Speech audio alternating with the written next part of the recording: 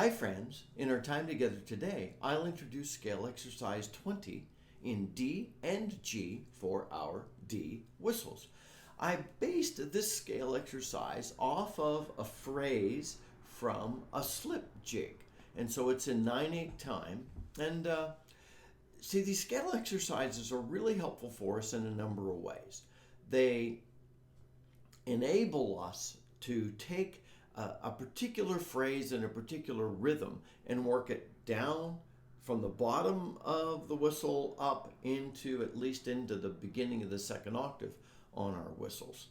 And I normally provide them in just one octave, and you could take them higher if you'd like, and you're welcome to do that.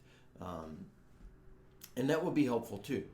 You see, a lot of times when we're learning a tune, you might get your fingers, or when you're practicing, you might get your fingers comfortable, like down on the bottom hand.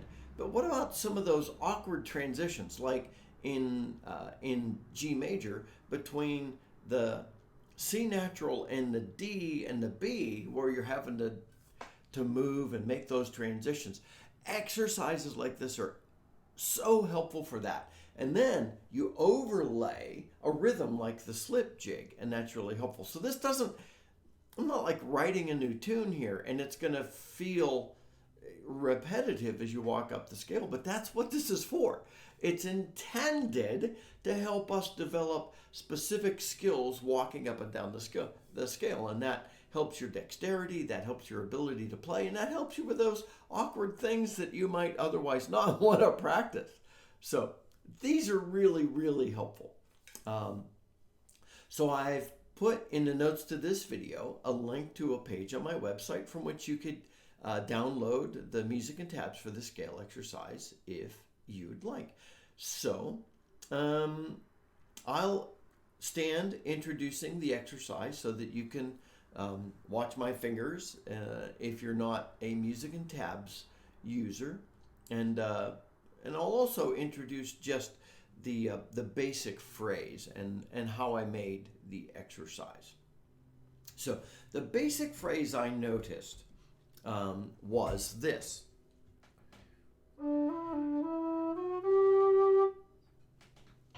Okay, and so you're going to repeat that. You're going to start on the D,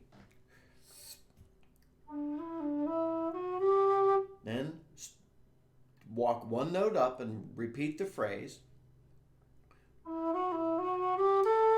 and then just walk up one note at a time. And after playing through it, I'll talk about some of the different ways you can experiment and use this great scale exercise. Here it is in D.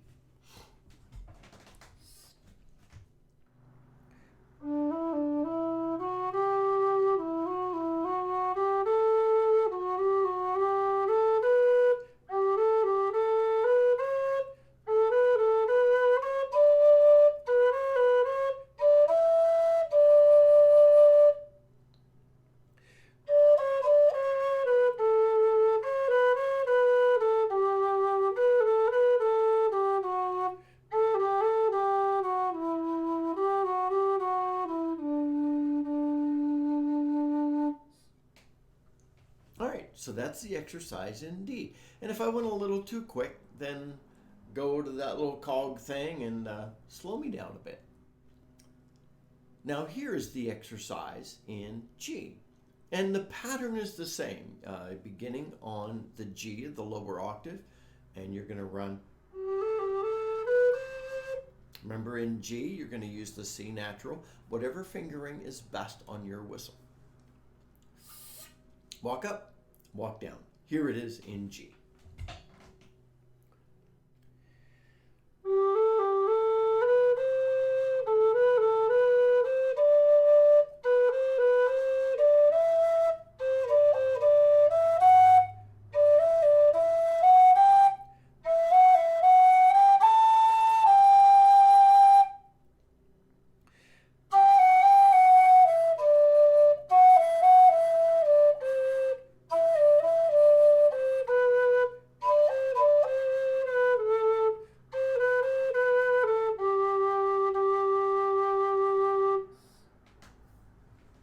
All right.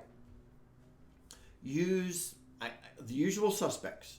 Use this exercise to, you can play it at a slow pace just to work on nailing the fingering, nailing the note transitions, nailing your tone quality. That's really important. Listen to yourself while you're playing. Does that sound, do the notes sound right? Wonderful opportunity to experiment with your ornaments as you walk up and down the scale. It's this exercise, I feel like for me seemed a little more natural to just toss ornaments in and experiment with them. You can also use this for speed, even though the slip jig is not going to be quite as quick. You can go, this is exercise, practice. You could go as quickly as you want if that will help you. So it's a beautiful exercise. I really enjoyed it.